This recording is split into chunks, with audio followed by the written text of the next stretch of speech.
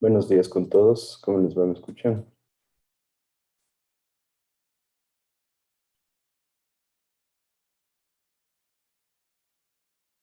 Buen día, ¿me escuchan? Sí, Vamos a empezar con la lista.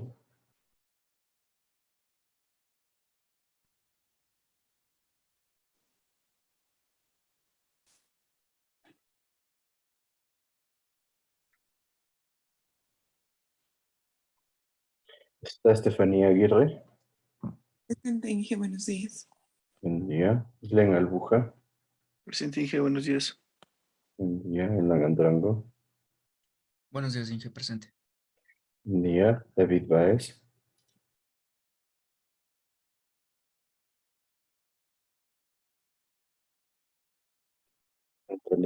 Fernanda Bracho. presente, Inge, buenos días. Buen día. Alexandra Calderón. Presente, Inge, buenos días. Buen día. Leonardo Cañarte. Presente, Inge, buenos días. Buen día. Alexis Carranco. Presente, Inge, buenos días. Buen día. Luis Ángel Carrillo. Presente, Inge, buen día. Buen día. Romel Casanova. Presente, Inge, buenos días. Buen día. Andrea de la Cruz. Presente, Inge, buenos días. Buen día. Francisco Escobar. Presente, Inge, buen día. Buen día. Jonathan Flores. Presente, Inge, buenos días. Buen día. Joseph Grijalva. Presente, Inge, buenos días. Buen día. Inti Huellas. Presente, Inge, buen día. Buen día. Javier Imbaquingo. Presente, Inge, buenos días. Buen día. Carlos Medina. Presente, Inge, buenos días. Buen día. Amelia Montero. Presente, Inge, buenos días. Buen día. Mabel Naveda. Presente, Inge, buenos días. Buen día. Freddy Oñate. Presente, Inge, buenos días. Buen día. Alexis Orbe. Presente, Inge, buenos días. Buen día. Camilo Orellana. Presente, Inge, buenos días. Buen día. Israel Ramos. Buenos días, Inge, presente. Buen día. Brian Rea. Presente, Inge, buenos días. Buen día. Vanessa Samaniego. Presente, Inge, buenos días. Buen día. Sebastián Vega. Presente, buenos días. Buen día. Y Fabián Viera. Presente, Inge, buenos días. Buen día. Listo, listo. Inge, ¿Sí? no sé si me podría poner en lista. ¿Quién me dice? David Oes. Ya te pongo. Listo, listo. Gracias, Inge.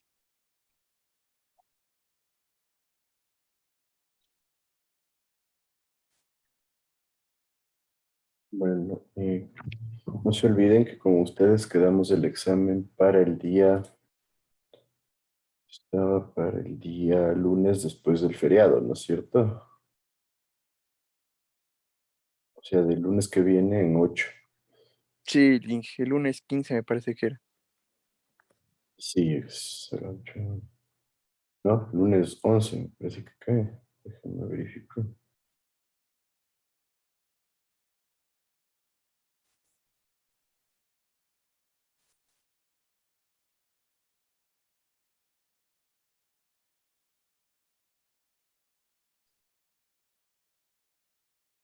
No, perdón, claro, es viernes 15 como ustedes, sí. Me confundí, lunes era con el otro, con otra materia. Sí, entonces el viernes 15, el viernes siguiente del feriado.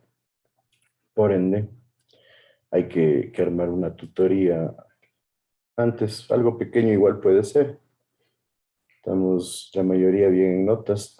Tengo un par de personas un poco bajas, pero es un porcentaje muy pequeño.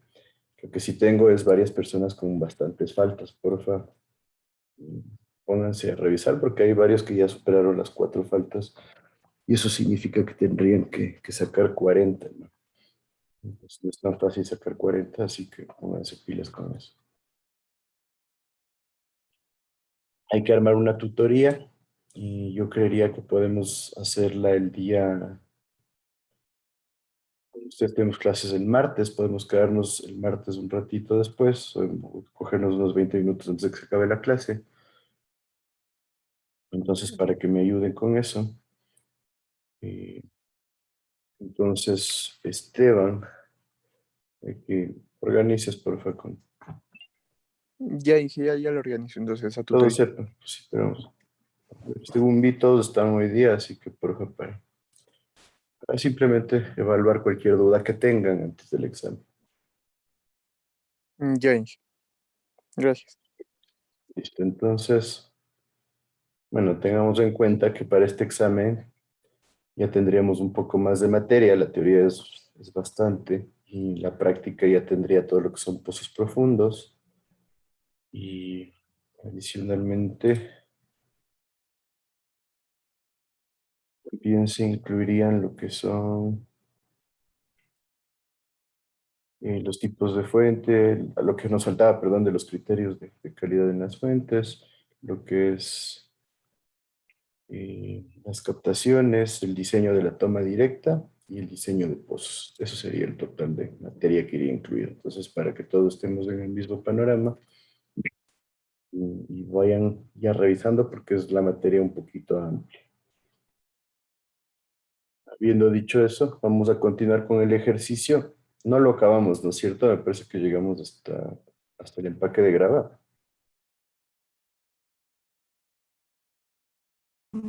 Sí, Inge.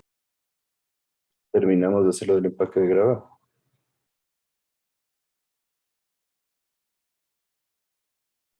Sí, esa parte sí terminamos, Inge.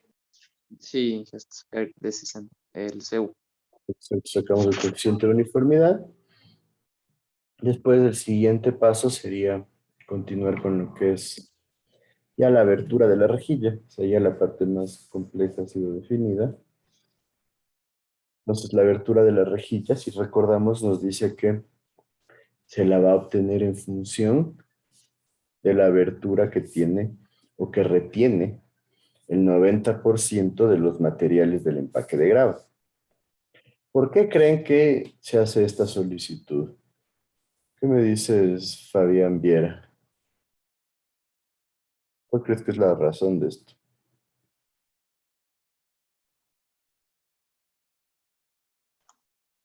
Para poder colocar la capa de grava. Sí, o sea, aquí está el material del acuífero. Aquí está la rejilla que tiene orificios por donde puede salir el agua. Y aquí está el empaque de grava. ¿Por qué nos dice que las aberturas de la rejilla deberían ser iguales al porcentaje que retiene el 90% del material de acá? ¿Qué crees que es la razón? Para que retenga los finos. Para que retenga los finos de aquí.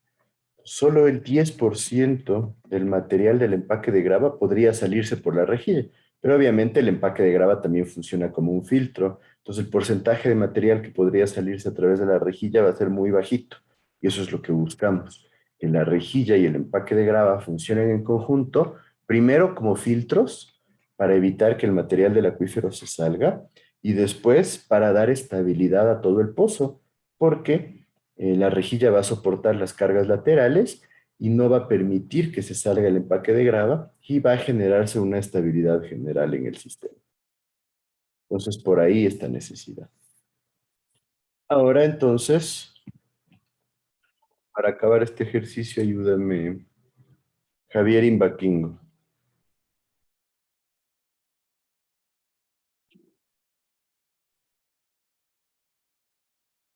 Javier, Sí, sí, aquí.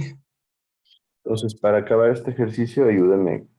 ¿Cuál sería el 90% del material retenido en el empaque de grava en función de lo que hicimos en la anterior clase?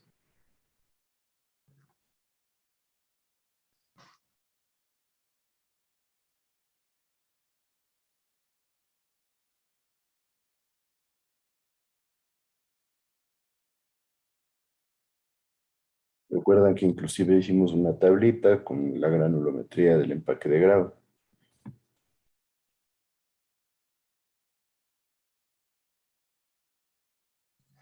¿Sería 60? 60. Y ustedes lo dicen, yo no tengo el dato por aquí.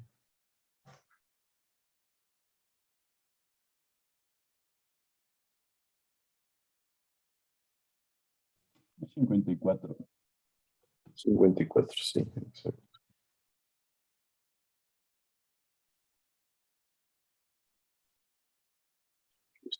Porcentaje 54 sobre 1000, ojo, pulgadas.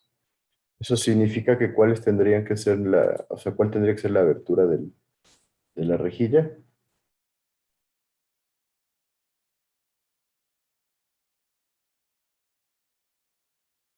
Tú mismo, Javier.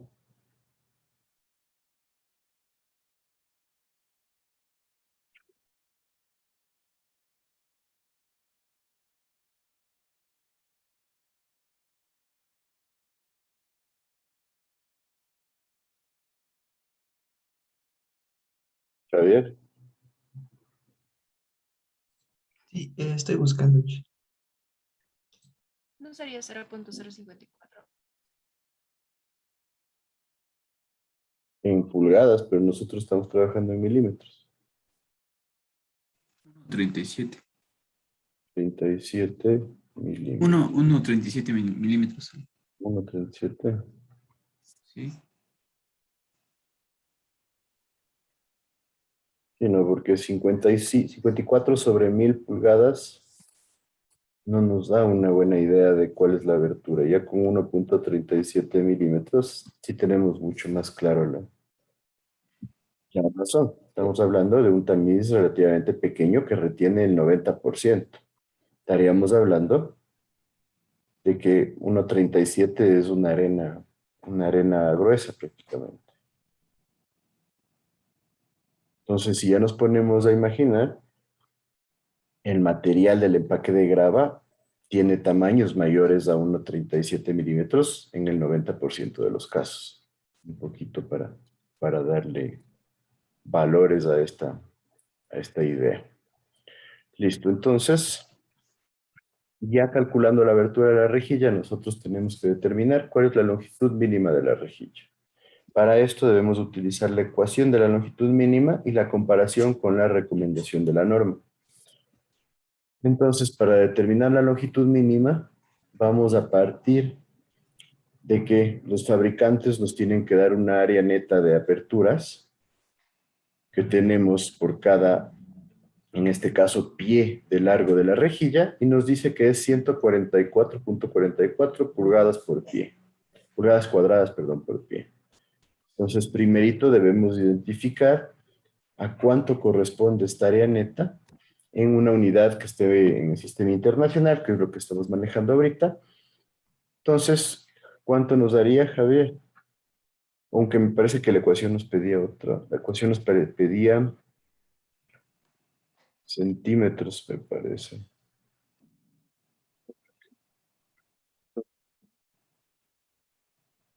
Aquí está, la ecuación nos pide centímetros cuadrados por metro de rejilla. Entonces, buscando esa unidad, Javier, ¿qué tendríamos? 3056.5 centímetros cuadrados por metro. 3056.5, solo 0.5.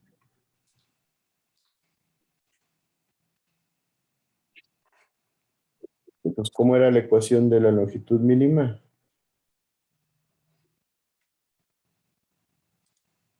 Tenemos un coeficiente de 1000 por el caudal sobre el área neta, ¿por qué más?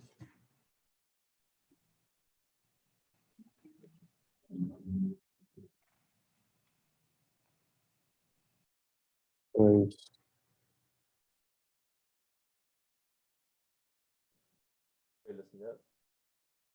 velocidad óptima por la cual va a entrar el agua a través de las rejillas. ¿Sí? Entonces, tengo el área neta de 3056.5.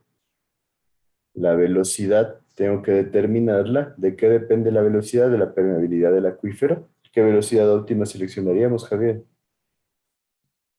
De 1,5. ¿Por qué? Porque nuestro acuífero tiene una baja permeabilidad. Una baja permeabilidad. Eh, sí, ¿Por qué dirías que es una baja permeabilidad? por el estrato de arcilla que se encuentra ahí es confinado. No, permeabilidad no tiene nada que ver con la arcilla confinada.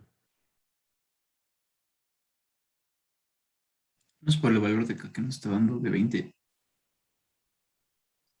Coeficiente de 20 nos está dando como un dato y esto no tiene nada que ver con la arcilla, esto corresponde a la arena fina me parece que era la que tenemos en nuestro acuífero. Y la verdad, 20 metros por día no es nada baja de permeabilidad, ¿no? Teniendo en cuenta que en algunos casos para una arcilla podríamos llegar a 1 milímetro por día.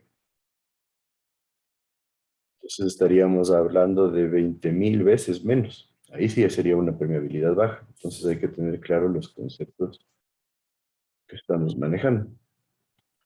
Entonces, si nos da nuestro dato de 20, con esto sí podemos decir que la velocidad es de 1,5.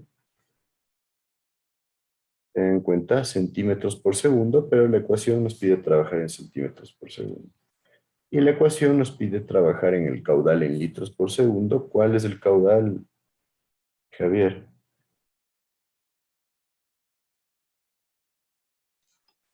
50,475. 40.47. 475 4,7. los cúbicos por segundo. ¿Cuánto corresponde a esta longitud mínima entonces?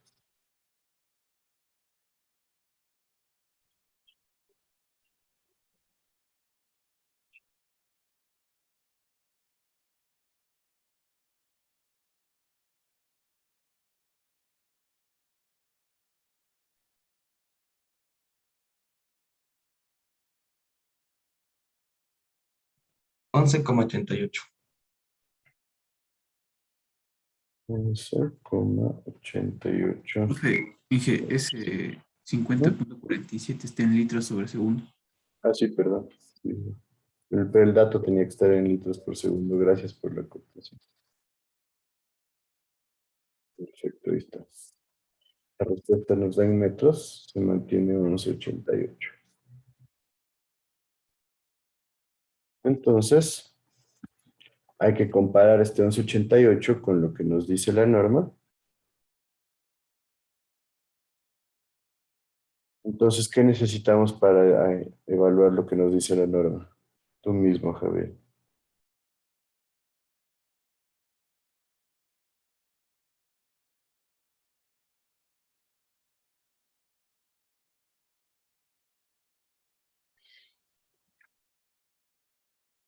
Javier, Sí, estoy buscando.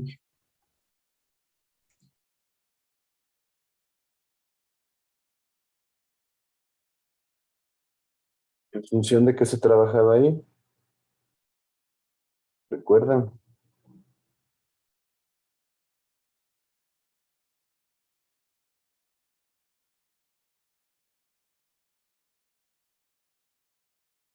¿Nadie recuerda?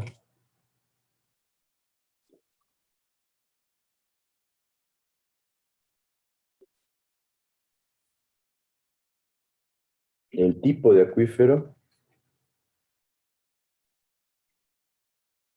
y del espesor del acuífero. Entonces, ¿de qué acuífero estaríamos hablando en este caso?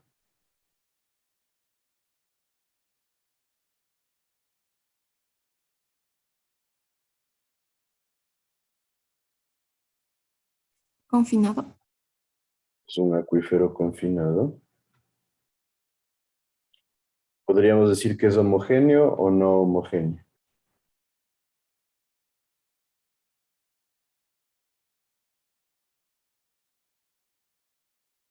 ¿Qué me dice?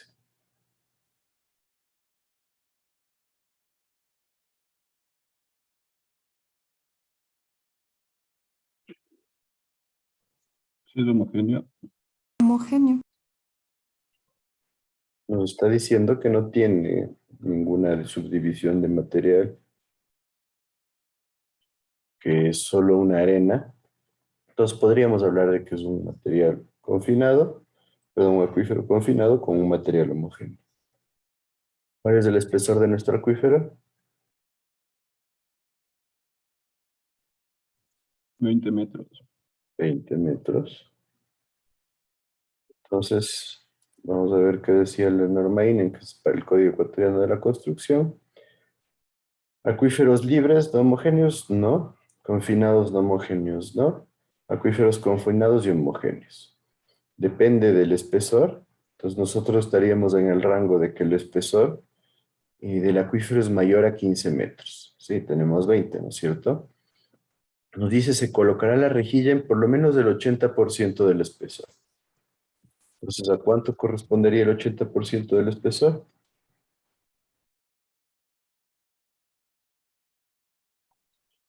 0,8 por 20, que son 16 metros. Y nos dice que la rejilla puede colocarse ya sea centrada en el acuífero o en tramos cortos interespaciados con tramos de tubería.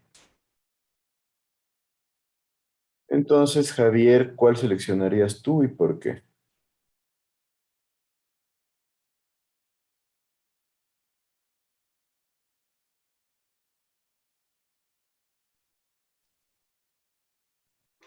Yo creo que centrada porque es un material homogéneo. Entrada. Bueno, para todos los casos de material homogéneo también nos decía que es la otra opción, ¿no? No hay ningún problema, puedes seleccionar la centrada. Entonces, teníamos nosotros el espacio libre, el espacio de la arcilla, y aquí estaría nuestra arena, ¿no es cierto? Entonces, en esencia, nuestra capa de arena tenía, ¿cuántos metros de espesor? 20. La capa de arcilla sobre la arena tenía 22 o algo así. ¿Me recuerdan? La de acá arriba creo que era 22 de arriba. 22,9 la de arriba y 40 la de intermedio. Nuestro pozo va a ser así. Y nos está diciendo que por un lado tenemos 16 metros como longitud mínima y por el otro nos salió 11,88. ¿Con cuál nos quedamos, Javier?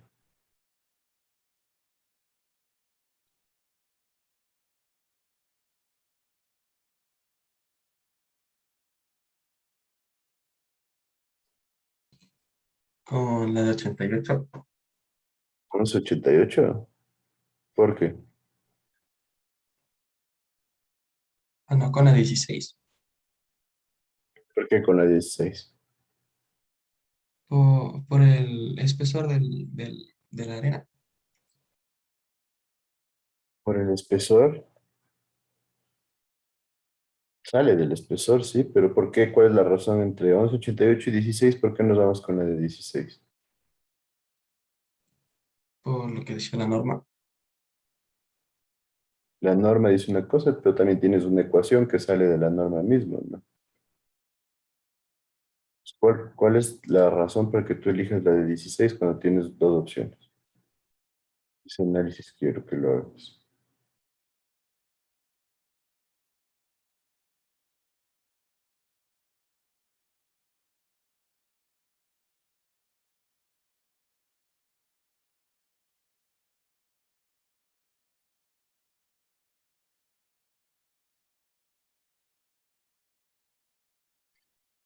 ¿Por qué él tomaría esa decisión, Javier?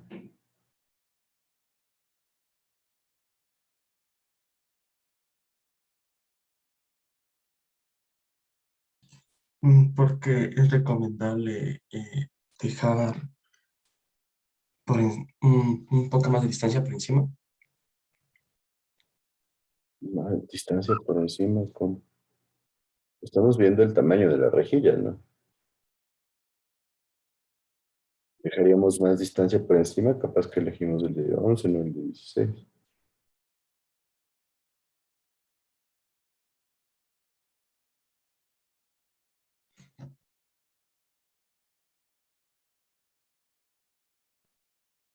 ¿Cuál sería la razón? ¿Alguien le ayuda?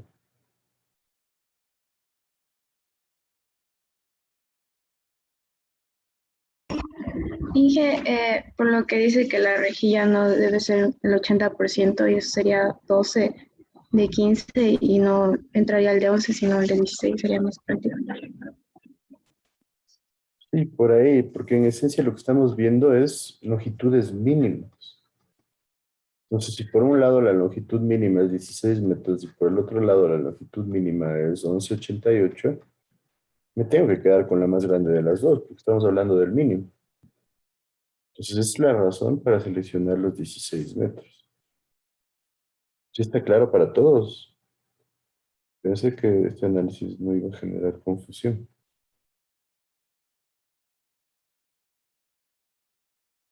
Entonces tengo que tomar los 16 metros. Me dice que lo usemos centrada. Eso significa que los 16 metros van a estar centrados respecto a los 20. Nos quedaría aquí 2 metros por arriba, 2 metros por abajo. Adicionalmente, bajo la bomba, la cual se recomienda que esté aquí abajo, se recomienda, recuerden, dejar una altura por lo menos de 3 metros en donde se van a acumular los sedimentos. Entonces es importante que tengamos ahí ese espacio. Tenemos ya la apertura, tenemos ya la longitud, tenemos ya la ubicación de la rejilla. En el resto tendremos nuestro tubo. Ya sabemos las características del empaque de grava. Entonces, simplemente nos faltaría definir las características ya de la excavación del pozo, de donde, si recuerdan, ¿cuál era el diámetro del pozo?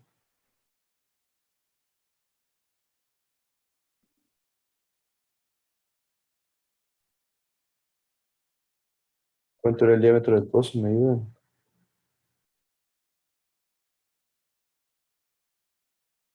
7 centímetros. De 400 milímetros.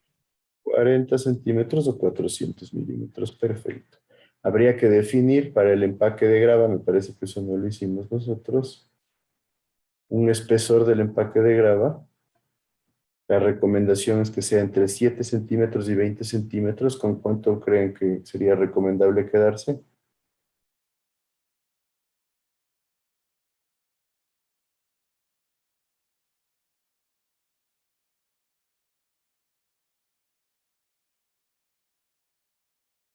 Rapidito, ¿con cuánto nos quedamos? Tú mismo, Javier, que me estás ayudando.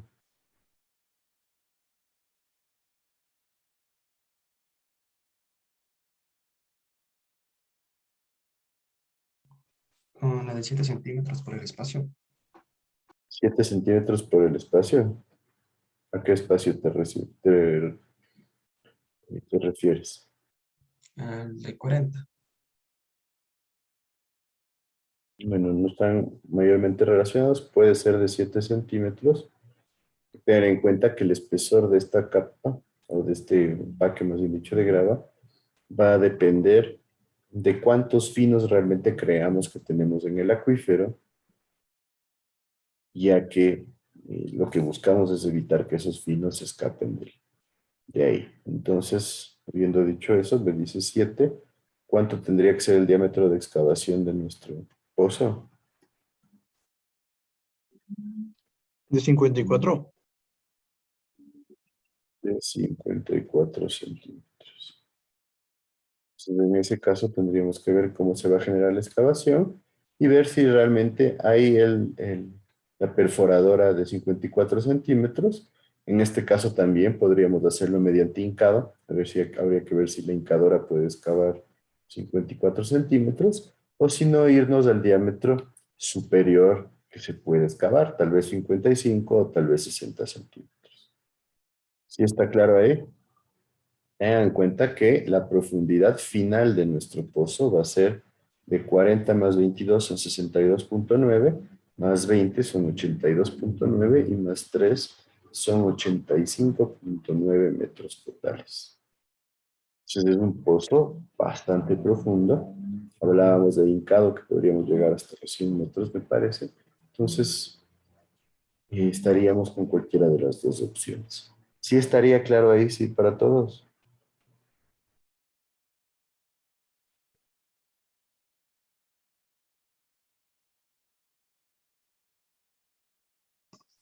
Sí, Pues ahí sí tendríamos todas las características necesarias para el pozo. ¿Alguien alguna duda entonces, de acuerdo a lo que son los pozos? El diseño de los pozos y el diseño de la rejilla de los pozos profundos. Recuerden que ya vimos el abatimiento, ya vimos cómo identificar la cantidad de agua que podemos sacar de un pozo, qué efecto vamos a tener sobre el pozo cuando sacamos el agua. Ahora ya vimos cómo se debe hacer un pozo. Necesitamos un tubo, necesitamos una rejilla, necesitamos determinar la profundidad. Nos faltaría ya continuar con lo que son los sistemas de bombeo. Entonces, ¿todo claro? ¿Alguien dudas acerca de ese tema? Una pregunta. El ¿Sí? 11,95 que salió en el cálculo, ¿de qué era? 11,95. ¿En qué parte? Escogimos entre ese valor y el de 16. Pero ¿de Ah, dónde era salió? 11,88. Ya, El y 11,88 sale de la ecuación de la longitud mínima. Longitud mínima es igual a 1000 veces por el caudal en litros por segundo sobre la velocidad de entrada del agua a través de las rejillas en centímetro por segundo, multiplicado por el área neta de espacio por donde va a pasar el agua, o sea, las ranuras que se generan en la rejilla, que están en centímetros cuadrados por metro. ¿Sí? De esta ecuación sale el 11,88, que era el que usamos para comparar. y ahí en base a este valor y el que escogemos, que nos dice la norma, escogemos Escogemos, ¿verdad? en base a este valor que nos sale y el 16 que obtuvimos con lo de la norma, escogemos el mayor. Exacto, el mayor, ¿por qué? Porque los dos nos dan referencia de cuál debería ser la longitud mínima. Entonces, nos quedamos con la longitud mínima más alta. Ya. Sí. ¿Alguna otra duda?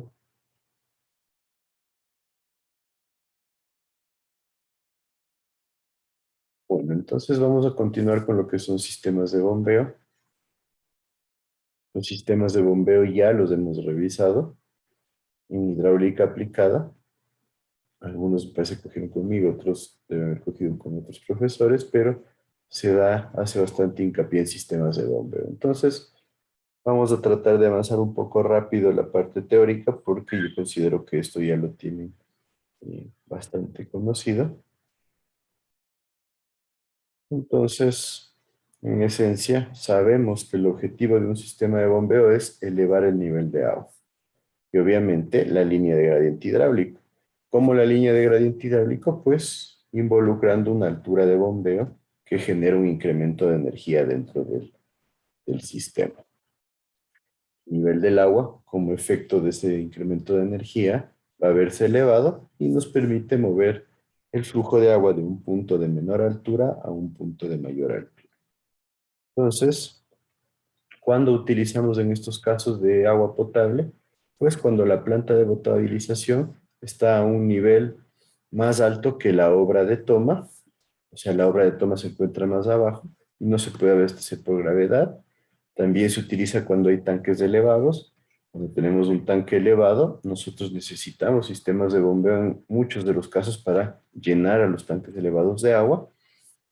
Hay veces en donde los tanques elevados, si es que la captación está por acá arriba, no necesita un sistema de bombeo, pero en la gran mayoría de casos sí lo necesita. Y sabemos que se pueden tener más de 2 estaciones de bombeo, especialmente cuando trabajamos con bombas en serie, o en algunos casos también con bombas en paralelo. También se pueden utilizar cuando nosotros tenemos ciudades muy planitas, donde la topografía no nos permite trabajar con gravedad. Utilizamos también sistemas de bombeo en agua potable cuando nosotros no tenemos suficiente presión en ciertas zonas y por ende el confort de los usuarios no está siendo satisfecho. Pero hay que tener en cuenta que el uso de un sistema de bombeo se vuelve a un proyecto caro. Y ahí es una de sus principales limitaciones. Entonces, Aparte de agua potable, también se utiliza en alcantarillado cuando tenemos ciudades muy planas y no se puede trabajar con gravedad de igual manera. En riego, cuando no tenemos una forma de hacer llegar el agua de riego a zonas montañosas, por ejemplo, teniendo en cuenta que para un sistema de riego utilizar bombas lo vuelve demasiado caro. En sistemas de drenaje, donde necesitemos mantener secos espacios y no tengamos a dónde desfogar el agua, como por ejemplo en centrales hidroeléctricas, en donde hay infiltración de agua normalmente porque las paredes suelen ser de roca solo recubierta, entonces se genera infiltración, se utilizan sistemas de bombeo para deshacerse de estas cantidades de agua. En plantas industriales, obviamente, cuando se necesita generar altas presiones, se utilizan sistemas de bombeo. También podríamos hablar de sistemas de tratamiento de aguas servidas y agua potable, en donde se necesita a veces generar cargas altas para que el agua pase a través de filtros y se genere lo que es una filtración. Entonces hay bastantes usos para las estaciones de bombeo. Tenemos dentro de una estación de bombeo un lado de la succión, cuando hablamos de un sistema de bombeo a succión, o sea, con una bomba que se encuentra sobre el nivel del agua. Entonces, en la parte de la succión estará todos los componentes de la tubería y accesorios antes de la bomba, y en el lado de la impulsión tendríamos todos los componentes después de la bomba. Hablando de un sistema a succión, la característica principal es que se va a generar presiones negativas en la zona de succión, y como se va a generar presiones negativas en la zona de succión, tenemos que tener cuidado con el riesgo de que se genere el fenómeno de cavitación. ¿Recuerdan qué era el fenómeno de cavitación?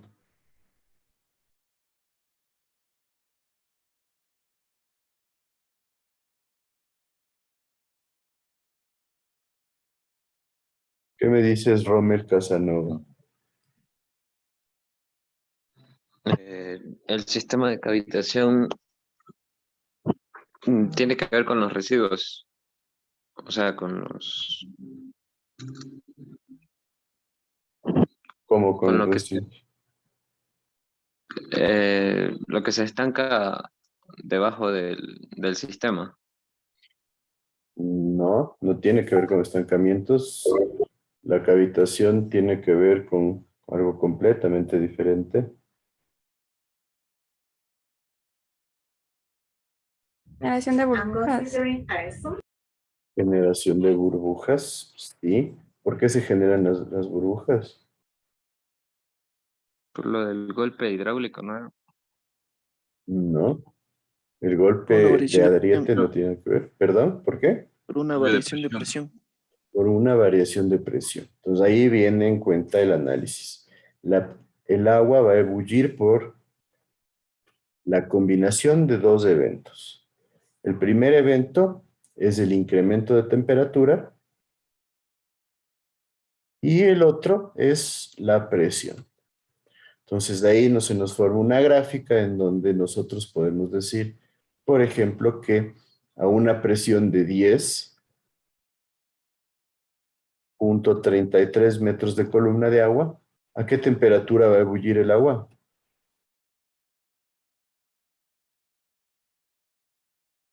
A 100 grados centígrados. 100 grados centígrados en la costa. O sea, cuando yo tengo temperatura atmosférica de 10,33, en la costa va a ebullir el agua a los 100 grados centígrados. Acá en Quito ya no tengo 10,33, tengo alrededor de 7 metros. Ya no es la misma temperatura. ¿Cuánto es la temperatura para que ebulle el agua en Quito? Como 90, 91 grados. 91 92. grados centígrados, entre 91 y 92. Ahora, así sucesivamente se van generando estas relaciones. Entonces, ¿qué pasa cuando yo tengo temperaturas más bajitas? Normalmente el agua está entre 5 y 15 grados centígrados. ¿Cuál va a ser la temperatura que nosotros tengamos para que se produzca esta ebullición? Perdón, la presión para que se produzca la ebullición con estas temperaturas. ¿Tienen idea?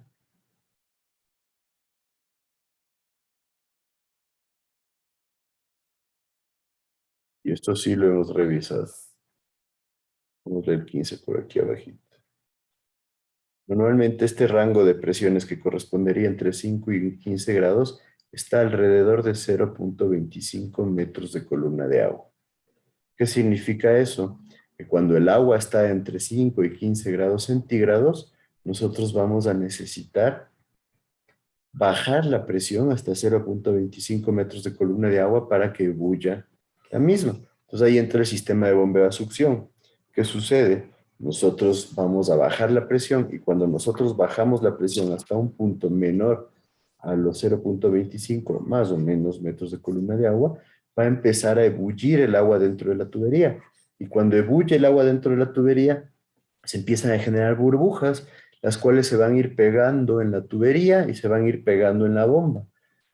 ¿Y qué sucede? La bomba genera altura de presión, genera la altura de bombeo, y esta altura de bombeo causa que empiecen a implosionar estas burbujas, y cuando implosionan estas burbujas, se empieza a como descascarar los componentes internos de la tubería y de la bomba. Cuando se empiezan a descascarar por esta acción, se ven afectadas su durabilidad, su efectividad. En muchos casos, la eficiencia de la bomba disminuye, el caudal de la bomba disminuye. ¿Por qué? Porque la bomba ya no genera un cierre hermético al momento de que sus álabes giren, porque se están desgastando y empieza a haber fugas de agua. Entonces, en esencia, estamos generando un deterioro anticipado de lo que es la bomba y esto afecta el funcionamiento del sistema. Entonces, valía la pena la aclaración. Hablamos del sistema de succión, también tenemos nosotros los sistemas de bombas sumergibles, en donde en bombas sumergibles la bomba está dentro de la cisterna, y de bombas de succión positiva o bombas normales en donde la bomba está bajo el nivel del agua y no se genera este efecto succión. Pero en este caso, recuerden, sí se puede generar cavitación, especialmente bajo condiciones específicas, como por ejemplo que esta tubería sea muy pequeñita y la bomba empiece a succionar mucha agua para empezar a trabajar, pues puede llevar a generar cavitación. O en caso de que aquí tengamos una válvula de control y esa válvula de control la cerremos y la bomba necesite más agua de la que está llegando, también se puede generar cavitación. Entonces, todos los tres sistemas tienen ventajas y desventajas y depende de eso cuál es el uso que le demos. Por ejemplo, una bomba sumergible tiene la ventaja de que tiene materiales de mejor calidad, de que es una bomba que puede generar mayor altura de bombeo, de que es una bomba que reduce el espacio, ya que no necesitamos un cárcamo seco o un espacio para el equipamiento demasiado grande, pero la desventaja es que es muy cara. Una bomba de succión positiva o normal, como se les conoce a esta, tiene la ventaja de que la cavitación es mucho más difícil que suceda, no es tan cara como una bomba sumergible, pero como desventaja necesitamos generar un cuarto al lado de la cisterna, que se vuelve a veces caro. La bomba de succión tiene la desventaja de la cavitación, pero tiene como ventaja de que son bombas mucho más baratas, se las encuentra de manera muy fácil en el mercado, no necesita demasiado espacio para ser colocada, etc. Entonces vemos que en todos los casos va a haber opciones para ventajas y desventajas y nosotros debemos tratar de ver cuándo son mejores o cuándo es recomendable su uso. Entonces, en función de la ecuación de Bernoulli, deben recordar que se obtiene la ecuación de altura de bombeo. Esta termina siendo de esta manera, en donde la altura de bombeo es igual a delta Z, donde delta Z es la diferencia entre el punto inferior y el punto superior donde yo quiero llevar el agua, más todas las pérdidas que se generen en el conducto, ya sean pérdidas menores o pérdidas por fricción.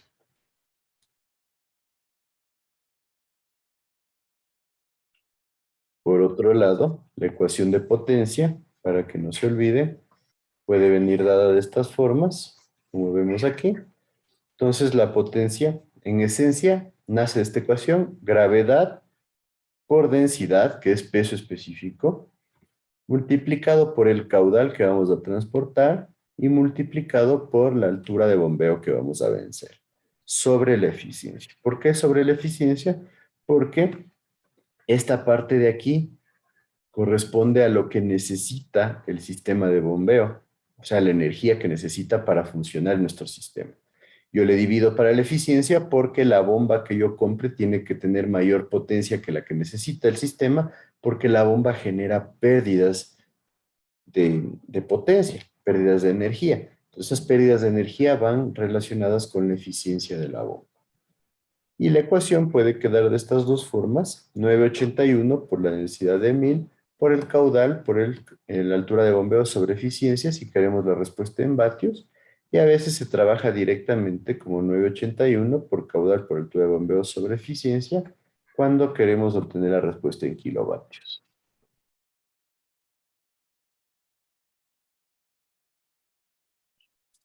Entonces,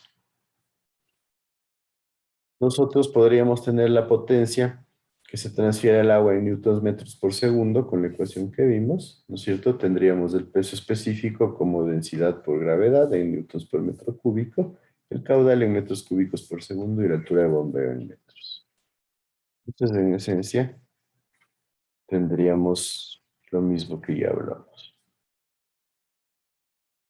Pero aquí les dejo esto como un componente adicional, todos los coeficientes de Manning, Hassen, Williams y rugosidad absoluta, porque me parece que es mejor tenerlos a la mano, ¿sí? Una comparación entre los tres para poder facilitar la búsqueda de los coeficientes cuando sea necesario.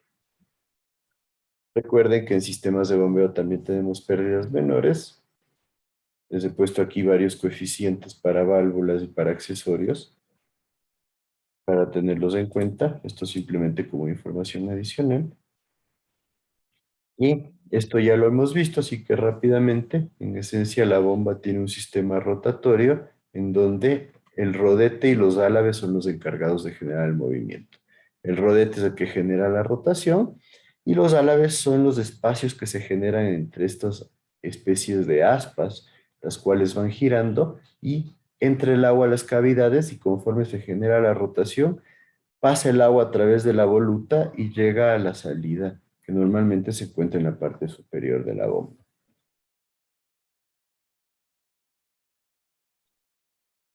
Lo mismo, para los que no recuerden, aquí tenemos bombas sumergibles. Esta es una bomba sumergible de buena calidad, hecha de acero inoxidable. Normalmente tiene un costo bastante alto. Este es el controlador o el cerebro de la bomba que se encuentra afuera. Este es el que regula cuándo se prende la bomba. Cuando baja de cierta presión la cantidad de agua que tenemos, se prende automáticamente y empieza a funcionar la bomba. Y esta es una bomba simple, sumergible. Normalmente estas de acá se utilizan para sistemas más pequeños, como por ejemplo piletas o cascadas y ese tipo de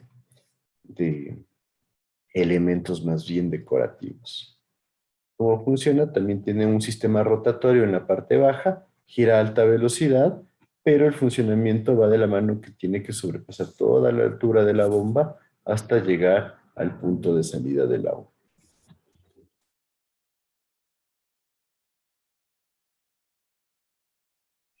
Y nuevamente, información que me parece súper útil para que la tengan a la mano, la relación entre unidades de presión, de donde la que más nos interesa a nosotros son los metros de columna de agua, que estamos trabajando siempre en Bernoulli con esta unidad, kilos por centímetro cuadrado, que son unidades bastante típicas. En algunos casos también se suele utilizar los bares. Entonces aquí tienen la relación entre unidades y podemos ver lo que decíamos, ¿no es cierto? Un metro de columna de agua corresponde a 0.097 atmósferas. Lo mismo que una atmósfera corresponde a 10.33 metros de columna de agua. ¿Sí? De aquí sale los 10.33 que siempre hablamos. La presión atmosférica a nivel del mar. Tenemos también, por ejemplo, un bar corresponde a 10.197, son relaciones similares. Un kilo por centímetro cuadrado corresponde a 10 metros de columna de agua y vale la pena que tengan esto. Todos me imagino que ya tenemos claro de dónde nacen los metros de columna de agua, así que no voy a hacer mayor hincapié en eso. Entonces, Ya reforzando un poco, recuerden lo que son las líneas características de una bomba. ¿Tienen idea?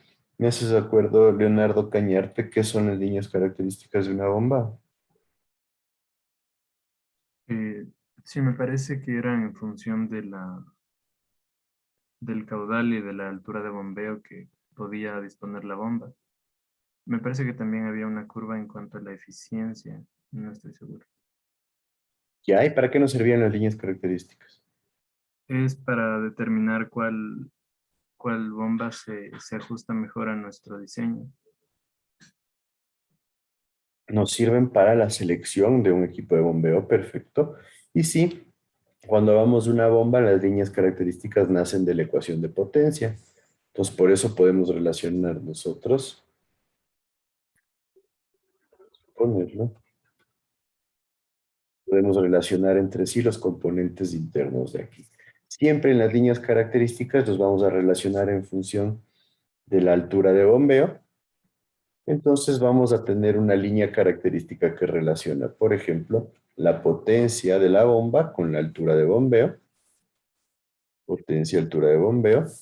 Por otro lado, vamos a relacionar la altura de bombeo con el caudal, altura de bombeo y caudal, y también la eficiencia con la altura de bombeo. Son las tres líneas características que vamos a encontrar, de donde la de la eficiencia es relativa y la da el fabricante directamente, en donde solemos tener un punto de máxima eficiencia más o menos por un caudal promedio de los que trabaja o que maneja la bomba.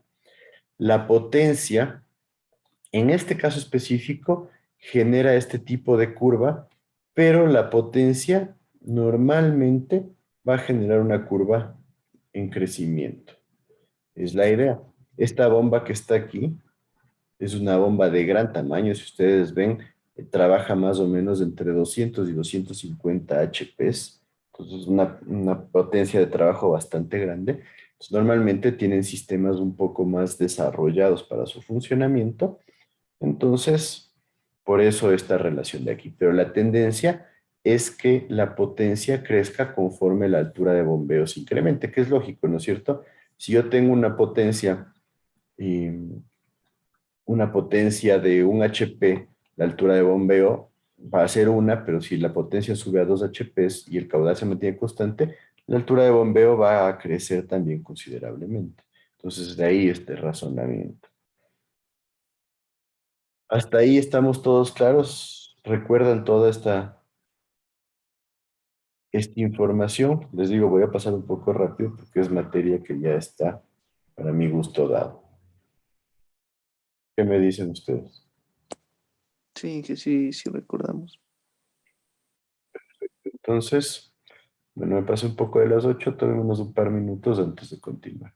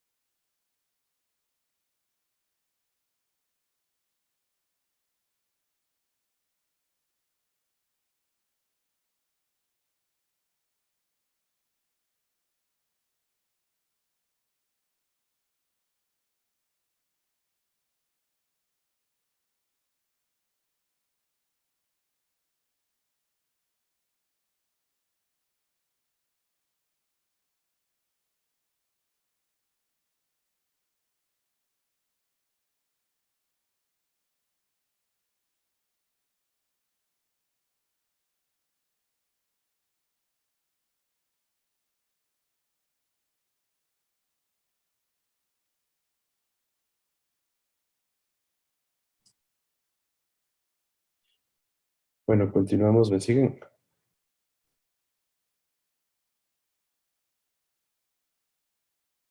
Sí.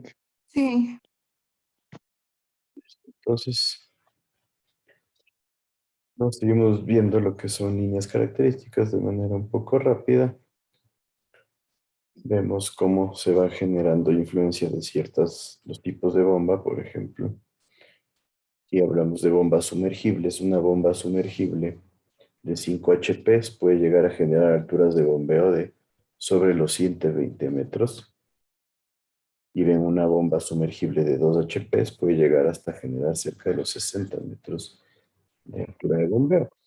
Mientras que si comparamos eso con características de otras bombas, realmente es mucho más alto. Una bomba, por ejemplo, a succión de 2 HP no va a sobrepasar los 30 metros o 20 metros de altura de bombeo. Entonces ahí son las características que nosotros vamos a evaluar. Entonces, ¿para qué nos sirven las líneas características? Pues para generar las curvas de las bombas, en donde nosotros podemos generar curvas que varíen en función de los diámetros de ingreso de agua a la bomba y en otros casos de las velocidades. Entonces, se generan estos gráficos con varias líneas que corresponden al mismo tipo de bomba, pero con variaciones, como les digo, del diámetro. Entonces, en esencia, nosotros debemos evaluar cuál es el caudal que queremos manejar en el sistema. Entonces, tenemos el caudal que vamos a manejar versus la altura de bombeo que pensamos a manejar. Por ejemplo, este caso nos dice un caudal de 15 litros por segundo y una altura de 35 metros. Entonces buscamos el caudal de 15 y lo cotejamos con la altura de 35 metros. Estaríamos hablando de que estamos casi en esta línea característica de acá. Entonces ya es nuestra decisión ver si nos quedamos con esta característica de la bomba, que es de 10.1 HP con 141 milímetros de diámetro de ingreso, o utilizamos la de 149 que nos puede dar un poco más de holgura. Entonces, en esencia, para esto nos sirven las líneas características, poder identificar cuál es la mejor opción y como vemos aquí estaríamos trabajando con eficiencias bastante amplias, cerca de las eficiencias máximas, que siempre es una ventaja dentro de lo que es el trabajo con un sistema de bombeo.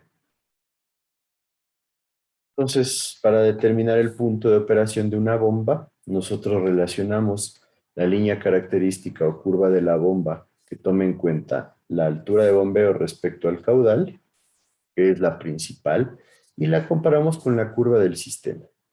¿Recuerdan de dónde sale la curva del sistema? ¿Qué me dice Sebastián Vega? La curva del sistema sale de la bomba mismo, de las especificaciones de la bomba. No. No recuerdo bien. Sale de la tubería. ¿Por qué de la tubería? Porque considera que la altura de bombeo va a ser igual a delta Z, que corresponde a la diferencia entre un nivel A y un nivel B, más las pérdidas. Entonces, delta Z es de esta altura, si ven, nace desde cero, hasta acá tenemos un delta Z de 16 metros, y todas estas diferencias corresponden a las pérdidas conforme nosotros vamos elevando el caudal. Pues por un lado, cómo se comporta la bomba, por otro lado, cuánta altura de bombeo necesita el sistema para funcionar, en esencia, ¿sí? Entonces comparo lo que me da la bomba conforme va funcionando con lo que necesita el sistema, las tuberías, para funcionar. Pues cuando se cruzan estas dos líneas, tengo el punto de operación de la bomba, que me dice que estamos en un punto de equilibrio en donde lo que necesita el sistema me lo está dando la bomba. Entonces, lo importante es tener en cuenta que este punto de equilibrio no es un punto, este punto de operación, perdón, no es un punto de trabajo. ¿Por qué? Porque si nosotros subimos el caudal un poquito o la bomba empieza a generar un poquito menos de altura de bombeo debido al tiempo de uso o debido a bajas en la corriente, estaríamos en un punto en donde ya corremos riesgo de que deje de funcionar el sistema. Entonces, este punto de operación nos da una idea de con qué caudal deberíamos trabajar para que el sistema y la bomba se encuentren en equilibrio. ¿Sí está claro esto? Les digo, es materia ya vista, por eso lo paso. Cuando hablamos en cambio de sistemas de bombeo en serie, ¿qué sucede?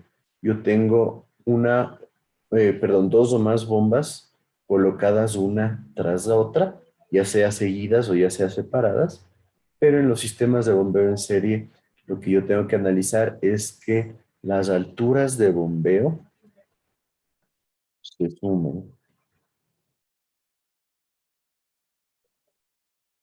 Mientras que lo que yo estoy haciendo en estos casos es trabajar con un caudal único que se mantiene constante. ¿Sí recuerdan esto? Entonces, ¿qué sucede? Yo tengo varias bombas trabajando en serie. De acuerdo a este gráfico, Israel Ramos, ¿qué me dices tú? Yo tengo dos bombas iguales, la bomba 1 es igual a la bomba 2. ¿Qué me dices tú, Israel? Que no, porque, bueno, la altura de bombeo de la bomba 1 es más alta que la de la bomba 2. Perfecto, entonces la bomba 1 es mayor a la bomba 2. Y vemos que la altura de bombeo total es mayor a las dos separadas, ¿no es cierto? ¿Por qué sucede esto? Porque las alturas de bombeo se suman. Entonces, Israel, ¿cuándo yo utilizo un sistema de bombeo en serie? Cuando quiero sumar alturas de bombeo. Cuando queremos sumar alturas de bombeo. ¿Y cuál sería la finalidad entonces? Por qué no pongo una bomba que genere mayor altura de bombeo? Porque ahí está, bueno, lo que estoy viendo es que son dos bombas que tienen líneas, o sea, la línea de funcionamiento total de la bomba, la línea de la tubería, son Ajá. iguales. Entonces, al sumar, pues van a, como le digo, en la gráfica, la línea del sistema de la tubería va a topar en el mismo punto, o sea, solo como que suman las alturas. No sé si me estoy explicando bien. Exacto, no tenemos incremento de caudal, las líneas tienen una forma similar, solo se suman alturas. Perfecto, entonces, cuando realmente yo necesito un sistema de bombeo en serie, cuando yo tengo un sistema en el cual me conviene generar bombas más pequeñas, ya sea porque no hay en el mercado una bomba tan grande, o ya sea porque nos conviene desde el punto de vista económico utilizar bombas de menor tamaño, especialmente debido a la necesidad de bombas de emergencia. ¿No? Recuerden que en cada estación de bombeo deberíamos tener por lo menos una bomba de emergencia en caso de que una se dañe. Entonces, en esos casos, nosotros ya utilizamos sistemas en serie, por ejemplo. Si yo necesito una bomba de 20 HPs, yo necesitaría otra bomba de 20 HPs para trabajen las dos en una estación de bombeo. Pero si es que yo coloco dos bombas de 10 HPs, yo podría tener como bomba de emergencia solo una de 10 HPs.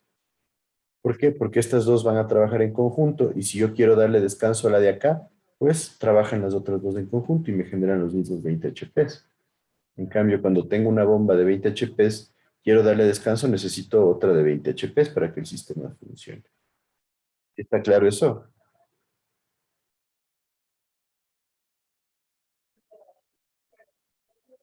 ¿Qué me dice? Y recuerdan esto porque es importante. Entonces ahí tengo las razones de por qué utilizo las bombas de menores, de un HP o un caballaje menor, porque desde el punto de vista económico pueden resultar en ahorros bastante importantes. ¿Si me siguen o no me siguen? Además de que cuando uso más bombas de diferentes tamaños, de menores tamaños, perdón, yo puedo, en casos de que no tenga la máxima necesidad de que todo el caudal esté entregándose, por ejemplo, yo puedo trabajar solo con una y las otras dos se quedan descansando. Entonces, por ahí la razón principal del uso de sistemas de bombeo en serie. Y ahí cuando hablamos de sistemas de bombeo en paralelo, sucede algo un poquito diferente, ¿no es cierto? Nosotros trabajamos en función de que los sistemas de bombeo en paralelo tienen como objetivo sumar caudales, ya no son sumar alturas. Entonces, como sumamos caudales, nosotros no vamos a tener incrementos de altura de bombeo. Entonces, no se suma la altura de bombeo, se mantiene la altura de bombeo, y un sistema de bombeo en paralelo se comporta de esta forma, en donde yo tengo dos tubos que tienen que unirse en un punto. Si no se llegan a unir hasta ya el otro tanque, nosotros no tenemos realmente un sistema de bombeo en paralelo, sino tenemos dos sistemas de bombeo simples trabajando independientemente. Entonces, tengan eso en cuenta. Para funcionar en paralelo tienen que unirse en un punto. ¿Qué significa eso? Que yo probablemente el diámetro de este tubo tenga que incrementarlo respecto a estos de acá. ¿Sí? Por el hecho de que aquí ya voy a tener los dos caudales que están aquí unidos. Entonces, esto es importante. Nosotros en sistemas de bombeo en paralelo podemos tener bombas iguales o pueden ser bombas diferentes, pero ventajas de tener bombas diferentes no las hay. Más bien las desventajas son que empieza a veces en algunos casos a producirse mayor turbulencia, en un conducto que necesita ser un poco más grande que el otro, genera confusiones. Entonces es mejor trabajar con dos bombas iguales.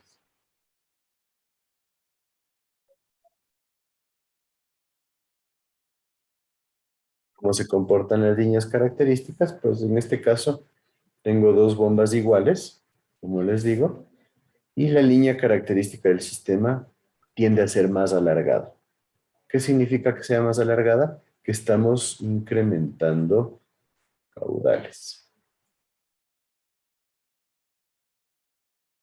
No se suman alturas de bombeo, entonces eso se ve aquí, que las dos parten de un sitio, y obviamente en esta tengo una bomba sola, aquí tengo un sistema en paralelo. ¿Estamos claros con todo esto?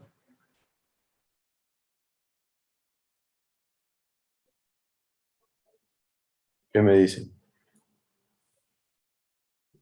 Sí, Como criterios de diseño, vamos a tener que cuando el bombeo se da durante 24 horas, esto no suele ser tan común, especialmente porque ya saben ustedes que nosotros tenemos periodos eh, en los cuales el caudal ya no es necesario que sea tan alto. Entonces ahí se genera la disminución. ¿Cuándo se podría generar periodos de bombeo de 24 horas? Por ejemplo, cuando nosotros eh, tenemos un tanque de reserva, un tanque de reserva elevado, el cual necesitamos abastecerle de agua. Entonces, en esos casos puede que tenga que funcionar 24 horas del sistema de bombeo, o en una planta de tratamiento de aguas también podría darse ese caso. Entonces, se da, pero no es tan típico. Para estos casos vamos a usar como caudal de diseño el caudal máximo diario más un 10%. Y cuando el bombeo no es continuo, el caudal de diseño va a ser el caudal máximo diario, multiplicando las 24 horas del día sobre el tiempo de bombeo que nosotros vamos a tener. Entonces nos dice que el tiempo de bombeo es 24 horas al día en sistemas grandes y normalmente de 12 a 20 horas cuando hablamos en sistemas pequeños. Hay que tener en cuenta que también esto es una razón por la cual nosotros tenemos bombas de emergencia. ¿Por qué? Porque las bombas no pueden pasar periodos demasiado largos funcionando. Entonces, ¿qué sucede? Trabaja una bomba, trabaja la otra, y así sucesivamente nosotros vamos dando funcionamiento sin que se sobrecargue de trabajo a las bombas. y nosotros dejamos que la bomba trabaje por demasiado tiempo, lo que vamos a tener es que la misma va a estar va a tener un periodo de vida útil mucho menor. Entonces hay que tener cuidado con eso. Como les decía, se debe colocar por lo menos 2 bombas diseñadas para el caudal de diseño. La recomendación normalmente es que se trabaje con 3 bombas, de donde la bomba extra no tiene la necesidad de tener la misma capacidad, no tiene la necesidad de tener una capacidad demasiado grande, como en el caso de que tengamos 2 bombas. La idea es que se utilicen todas las bombas de manera alternada para que siempre estén listas, para que todas estén funcionales y el desgaste sea el mismo en todas.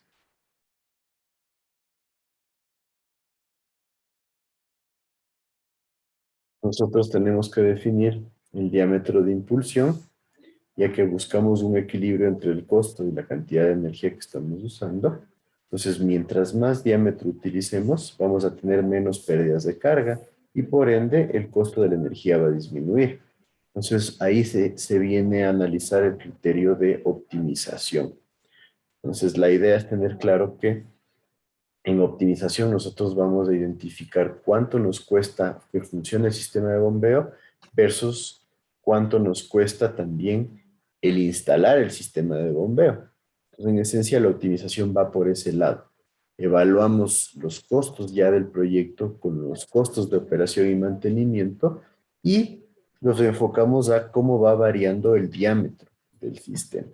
Entonces, este criterio se conoce como optimización y, en esencia, un sistema con mayor diámetro es más caro de instalar, pero genera menos pérdidas y, por ende, el costo de energía va a disminuir porque si genera menos pérdidas, la altura de bombeo va a ser mayor. Entonces, esa es la relación que se hace en función de lo que es la optimización. El diámetro de succión va a ser mayor al diámetro de impulsión. Esto siempre porque en la succión nosotros tratamos de que llegue más caudal a la bomba y en la impulsión nosotros tratamos de que se genere más presión dentro del sistema. Nos dice que para sistemas de agua potable, la recomendación es que debamos tener un diámetro de impulsión mayor a 50 milímetros o 2 pulgadas debido a que se reduce el riesgo de cavitación. Ya hablamos de la cavitación, entonces para tenerlo claro. Y nos dice que en la zona de succión la recomendación es que la velocidad sea mayor a 0.45 metros por segundo. Que no se generen velocidades demasiado lentas, porque eso puede ir de la mano con que el sistema genere un vacío más alto. Entonces nos dice, la velocidad de succión recomendable va a depender del diámetro y nos dice que cuando tenemos diámetros de 50 milímetros, la velocidad de succión sea menor a 0.75 metros por segundo.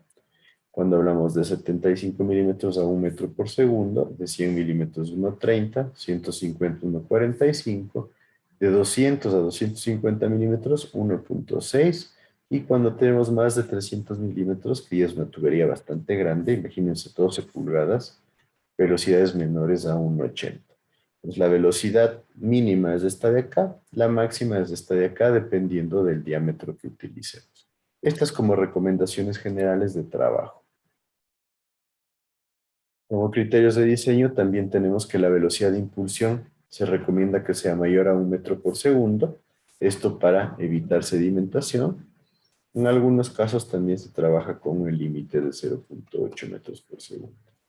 Y máximo 6 metros por segundo, yo les digo 6 metros por segundo es bastante alto, altísimo diría yo. 6 metros por segundo y ya genera presiones súper altas. Entonces, si ustedes se ponen a analizar ya como carga de velocidad, por ejemplo, la carga de velocidad para 6 metros por segundo viene a ser altísima, 6 por 6, 36 sobre 19, estamos hablando de más o menos a 1.9 metros de carga de velocidad, genera una presión súper alta y genera unas pérdidas súper altas. Entonces hay que tener mucho cuidado con este tipo de velocidades. Normalmente estas velocidades ya van en sistemas especiales.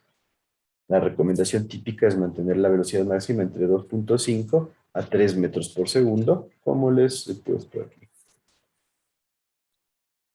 Tenemos Cuando hablamos de un tanque, la ecuación de Bernoulli se convierte en esta cuando estamos descargando una bomba hacia un tanque, ¿no es cierto? Diferencia entre niveles, incluyendo las pérdidas.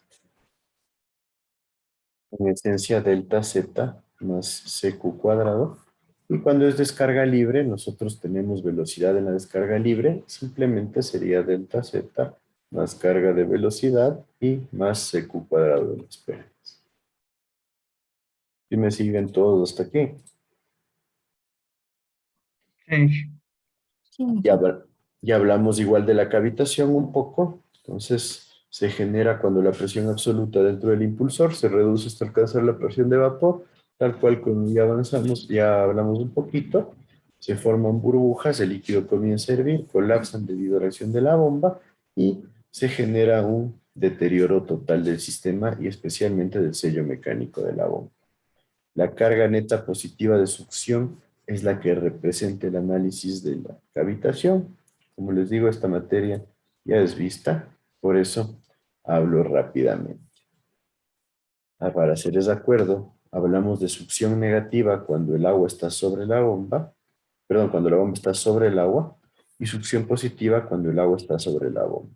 El riesgo de cavitación aquí es muy bajito, pero se puede dar, como les dije, si esta tubería es muy pequeña y la bomba empieza a chupar agua, se genera un vacío grande, puede generarse cavitación. O si es que yo tengo una válvula y la válvula le cerramos un poco y empieza a chupar mucha agua, no genera el caudal suficiente, se empieza a generar presión negativa, puede darse la cavitación.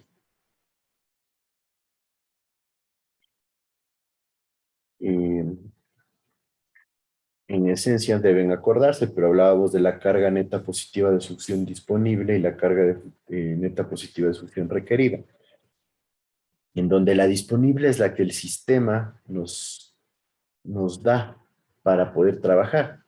O sea, depende de dónde está ubicada la bomba respecto al tanque donde estamos captando el agua, y también depende de las características internas del sistema, o sea, de las tuberías, de los accesorios, etcétera.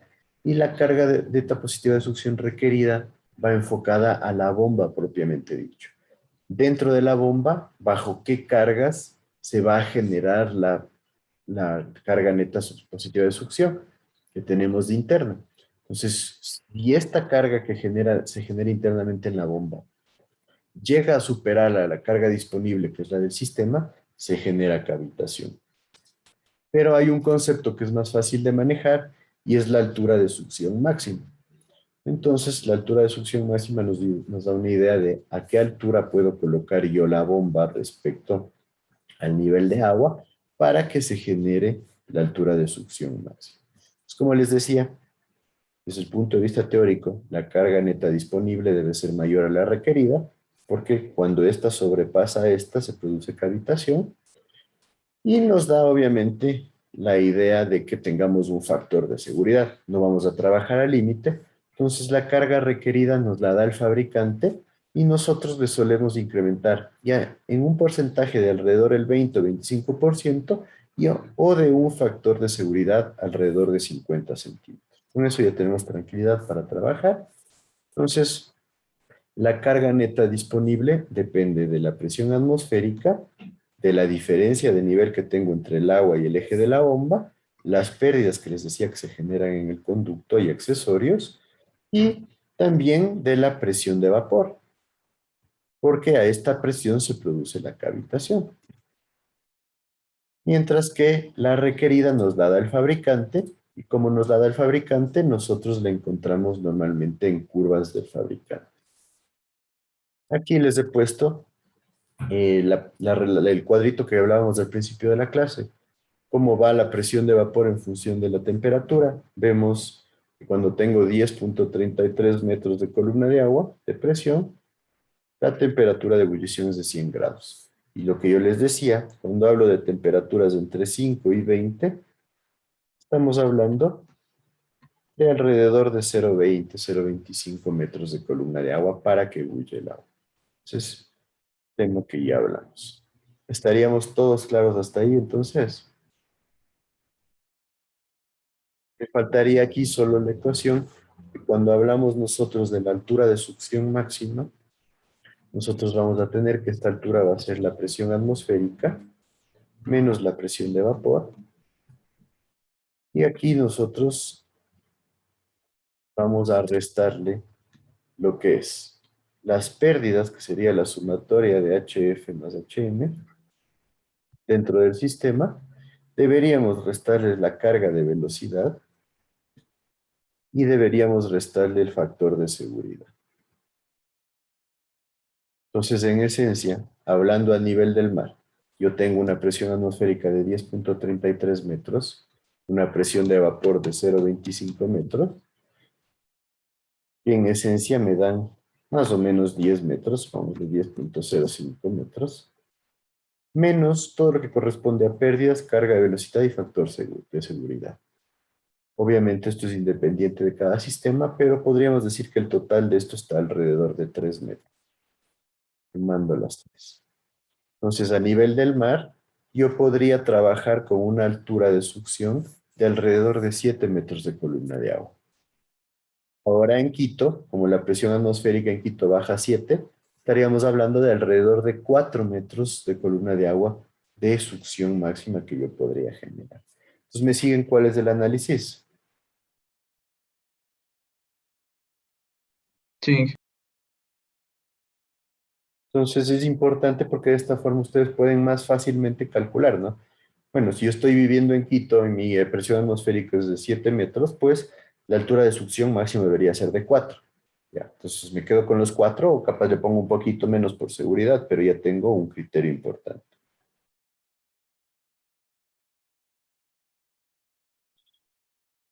Entonces vamos a empezar con este ejercicio en donde este ejercicio nos dice que deseamos bombear agua desde un pozo de una reserva, un caudal de 222 litros por segundo, que tiene las características que se presentan aquí. Queremos determinar la potencia transferida al agua, si la eficiencia de la bomba es de 60%, queremos saber la potencia de la bomba, y nos dice no utilicemos pérdidas menores, solamente la de la válvula que tiene un coeficiente de 5.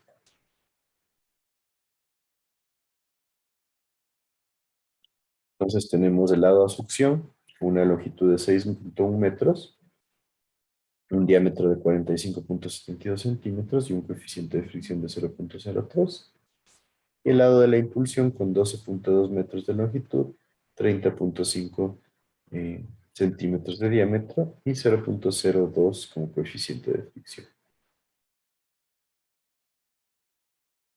Les dejo que copie.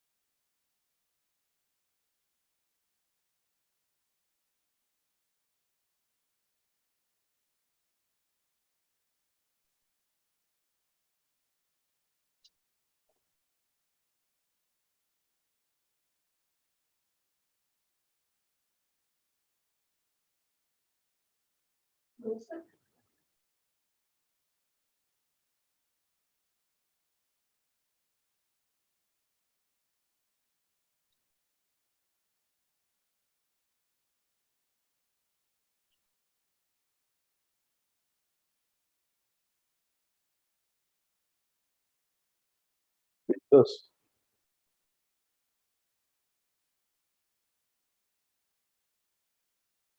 Listo, entonces ayúdame con eso, Alan Andrango. ¿Qué debería hacer?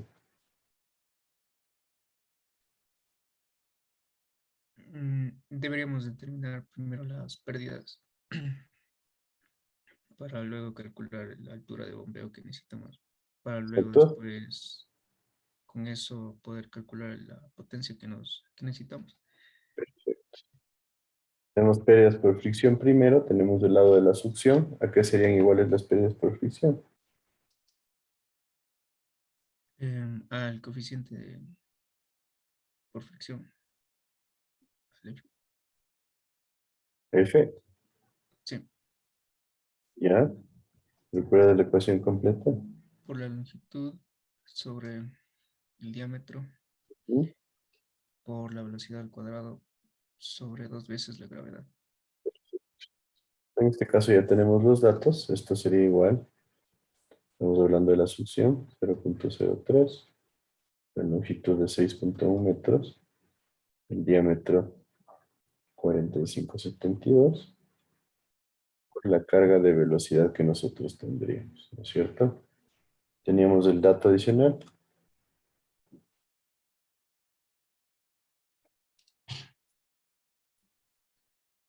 Caudal, que es 222 litros por segundo. Entonces, tendríamos caudal al cuadrado, 0.222 al cuadrado, en metros cúbicos por segundo, sobre el área que sería pi por diámetro al cuadrado sobre 4 al cuadrado, y por 2 veces la gravedad, donde el diámetro ya lo tenemos. ¿Cuánto nos dan esas pérdidas?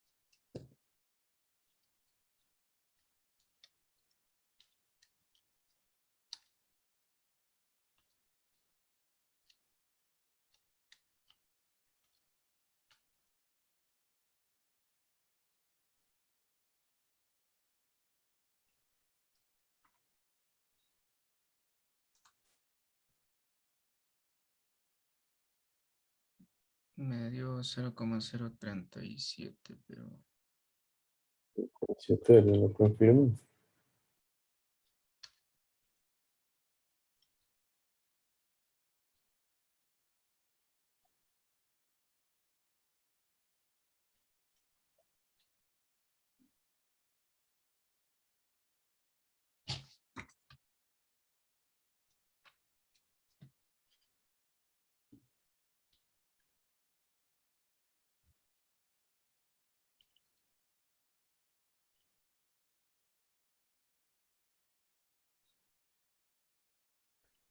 ¿Confirman?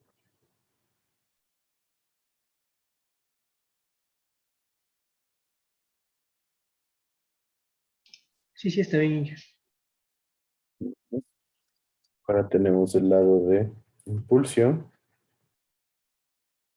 La misma ecuación, ¿no es cierto? HF es igual a F 0.02 por la longitud 12.2 metros sobre el diámetro de 0.35 metros por el caudal 0.222 al cuadrado sobre el área pi por 0.305 al cuadrado sobre 4. Todo esto al cuadrado por 19.62, ¿me da cuenta?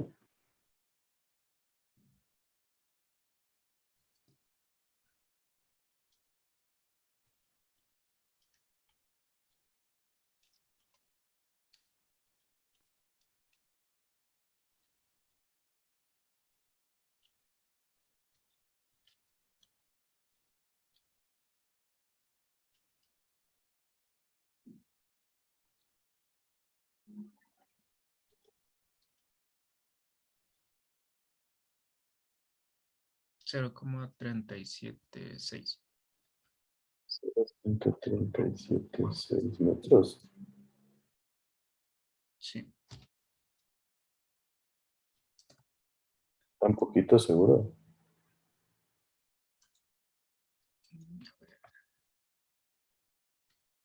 sí,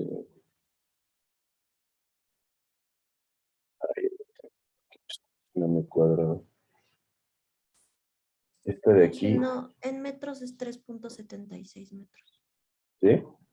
Sí, ¿Seguro? sí. ¿Alguien más me confirma? Sí, estoy bastante más coherente.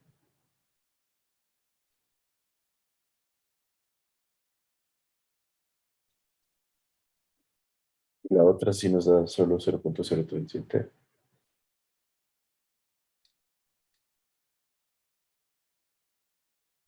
Sí, es así, digamos, eso ahí.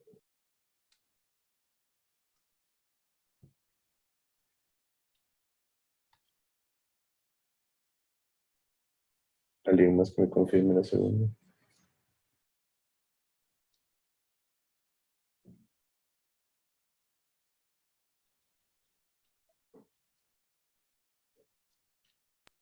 Sí, sí sale eso. Tengo las pérdidas por fricción. Me faltarían las pérdidas menores, ¿no es cierto? HM son K por la carga de velocidad, de donde K me da 5. La carga de velocidad, nuevamente 0.222 al cuadrado, sobre el área pi. ¿Por qué diámetro sería ahí?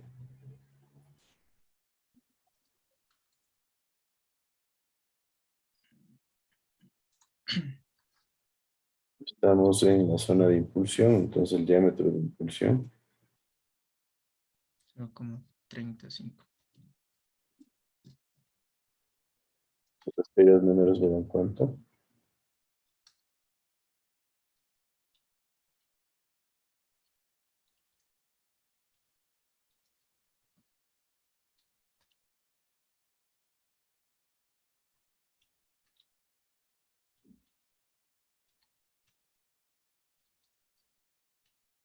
Sale 2,35.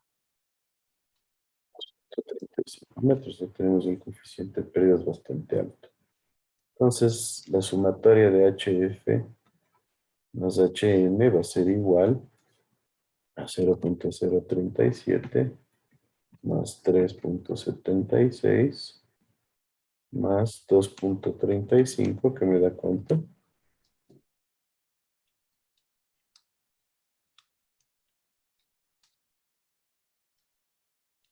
6,15.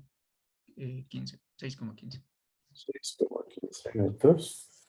Entonces, vamos por acá. La altura de bombeo va a ser igual a delta Z, la diferencia de nivel, que sería 23.4 metros, menos el nivel de acá, como está conectado al río directamente, 6.1 metros, ¿no es cierto? Más todas las pérdidas, que son 6.15 metros. Esto me da la altura de bombeo.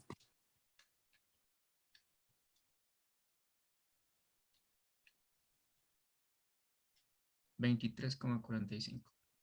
23.35 metros. La potencia va a ser igual, altura de bombeo, por caudal, por la densidad que deberíamos utilizar aquí.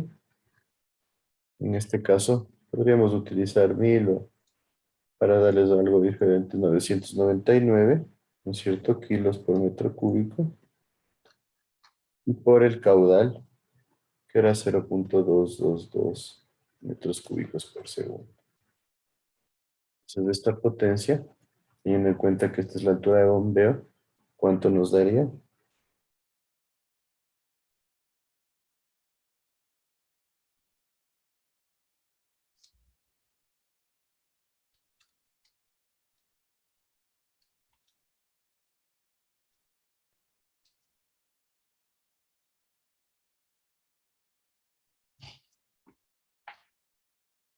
Esa es la potencia que vamos a sacar para la bomba, ¿no?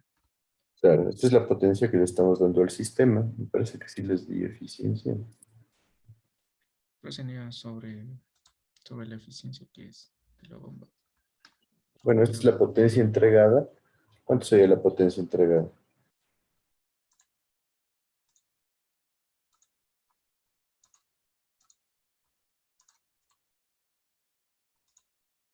Ah, perdón, aquí me falta la gravedad también. 9.81 de la gravedad.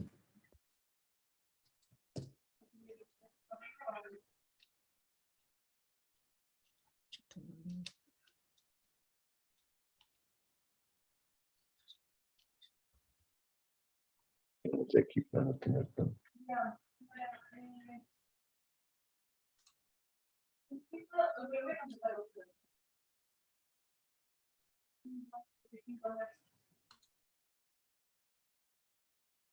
Lo de la potencia transferida salió 51.018. 51.018 vatios. La potencia de la bomba sería los 51.018 sobre la eficiencia de 0.6, ¿me da cuánto?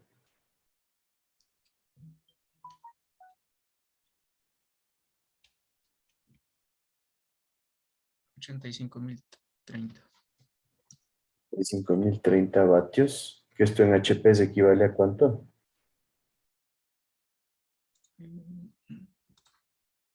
Por 1.34.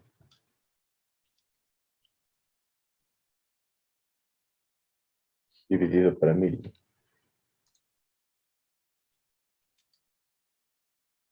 113,94. 113.9 HPs. Entonces, miren, necesitamos una bomba gigantesca. Probablemente una de 120 HP sería lo que consigamos.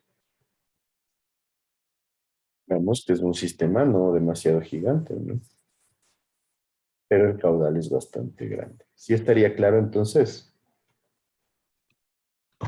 Y que a mí sí me dio lo de las pérdidas, 0 punto algo que daba. No sé cómo sacar 0.37. No sé 0.30. cómo sacaron el otro valor. El de 3. Ah, Ya, entonces debe ser ahí. Me parece que deben haber utilizado esto como 122. Que era el dato, sí, ahí era el error que iba a decir, pero quería comprobar. Me parece que esta longitud es 122 en el ejercicio original. o sea, esa longitud está mal. Sí, debería ser 122. Por eso les pedí que compruebe.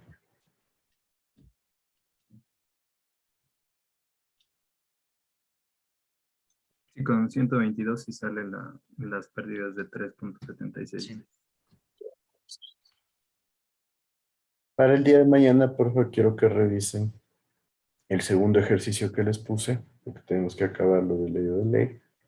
Entonces, por favor, que lo tengan en cuenta, ¿sí?